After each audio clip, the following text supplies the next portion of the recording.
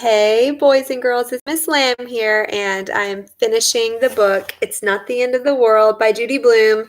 Today I'm going to read the last three chapters, chapters 29, 30, and 31.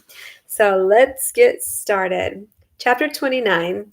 I got 2 postcards from Daddy. I wrote him back while Mrs. Singer was giving us her daily lecture on manners. She told us we haven't had a real 6th grade day all year. Now, isn't that too much? Here we are getting ready for junior high, and she's telling us we don't act like 6th graders yet? Debbie says if Mrs. Singer sprays her hair stuff on herself once more this year, she's going to report her to the principal. Imagine a teacher spraying herself in front of the class and then telling us we have no manners. I will be so glad to be rid of her. This afternoon, we had to fill out little green cards for next year. One question was about parents.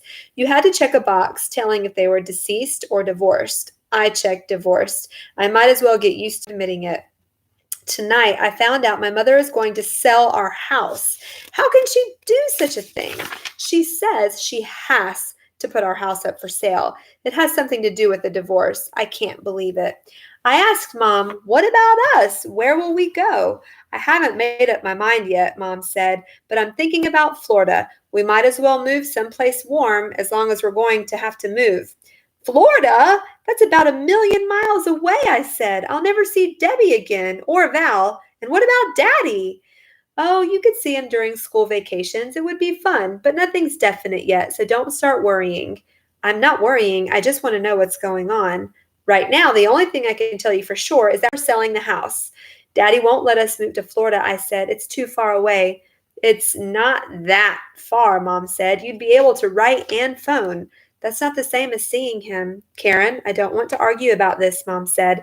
I have a lot of thinking to do before I make up my mind. But we are going to move, I asked. Yes, but I don't know where. When will you know? By the end of the month, I hope, Mom said. You mean we'll move over the summer? Yes, I want everything to be set before school opens in the fall. You mean I might go to a different school? You probably will, Mom said. Even if we wind up in an apartment around here, you'll have to change schools. You mean we might take an apartment near Daddy? I asked. Well, it's a possibility. Or we might take one in New York. I've always wanted to live in the city. But what about your job at Global? I said. It's a temporary job, Karen. I'll get a better one if we move. Or I might go to school full time until I get my degree. But what about Aunt Ruth? How could you leave her? That will be good for both of us, Mom said. But, I couldn't think of anything else to say. Later, when I got into bed, I remembered that Gary Owens said it's warm in Houston. So I went back downstairs. Hey, Mom, if we have to move, how about Houston?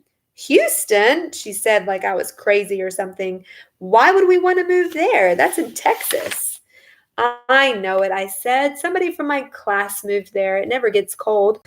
Mom said, look, Karen, if we move someplace warm, it will be California or Florida. But Texas is out of the question, and nothing is settled yet. I told you that before.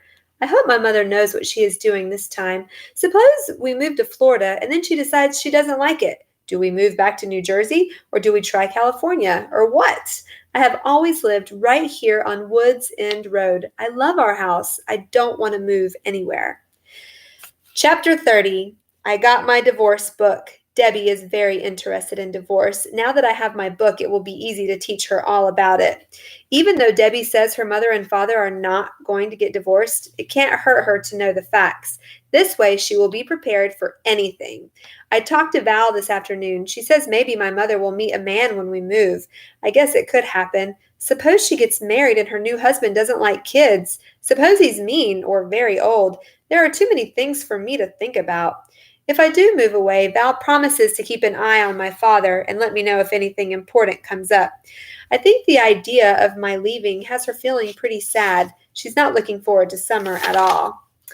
I'll be around for at least another month, I told her, and maybe my mother will decide to stay near here after all. We might end up living closer than we do now. Or we might not, Val said. Oh well, even if we don't, we can still write and phone and see each other on vacations. That's not the same, Val told me. I know it, I said. Poor Val. I wish there was a book to make you feel happy when you're not. I would get it for her. I got a letter from Garfa. Dear Karen, I'm sorry that your mother and father are going through with their divorce, but I'm glad you're getting used to the idea. Maddie tells me not to be so upset. I'll try to accept the situation too. Don't blame yourself. You are still my most dependable Karen. If I'm going to buy the divorce book you wrote about, maybe it will help me understand too. Your father is here and he's fine, but he misses you a lot. Love, Garfa. Chapter 31. Today, the sixth graders were invited to spend a day at the junior high. Debbie and I went together. We toured the whole school and had our lunch in the cafeteria. There was plenty of room for us because all the ninth graders were over at the high school getting their tour. I guess Jeff feels pretty grown up now that he's almost done with junior high. We met some of the teachers, and the principal made a short speech. He looks fairly young and sounds very nice. I wish I wasn't going to move away. On the way home from junior high, Debbie said, I'm really going to miss you this summer, Karen. I wish we weren't going away on vacation. I'll miss you too, I told her. You're my best friend. You're mine. Do you think you'll have moved by the time I get back? I'm not sure. Nothing's definite yet. You know my mother. Well, I hope Jeff doesn't forget about me, Debbie said. My mother always says absence makes the heart grow fonder. Mine says out of sight, out of mind. Oh, Karen, we both laughed. Debbie knew I was just teasing. When we got to my house, I said, come on in, I want to show you my divorce book. I can't, Debbie said. It's Tuesday. I've got ballet. That's right. How could I forget? Karen, I've got something for you. Debbie reached into her skirt pocket and pulled out 2 pictures. Here, she said. I looked at them. They were of Debbie making monkey faces. My mother took them just for you. I will never find another friend like Debbie. Jeff came out of the house then. Hi, fat and ugly. Long time no see, he said. I haven't seen Debbie smile like that in months.